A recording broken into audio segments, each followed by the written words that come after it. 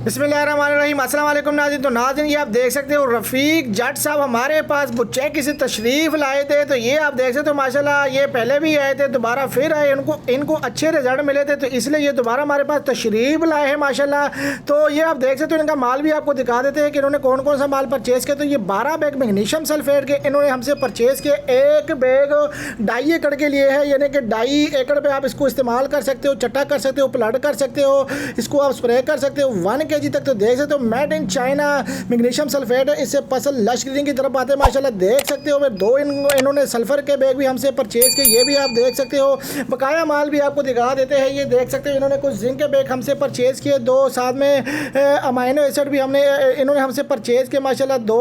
और ये आप देख सकते हो कुछ इब्रालिक एसिड भी 8 टैबलेट है, जिंक भी देख सकते हो 35% है। तो स्क्रीन के ऊपर चलते हुए नंबर पर रब्ता कीजिएगा 0325 25 66 99। तो इस नंबर पर रब्ता करके आप अपना ऑर्डर बुक करवा सकते हो। ये देख सकते हो आपके सामने रफ़ीक साहब रवाना हुए शॉप से।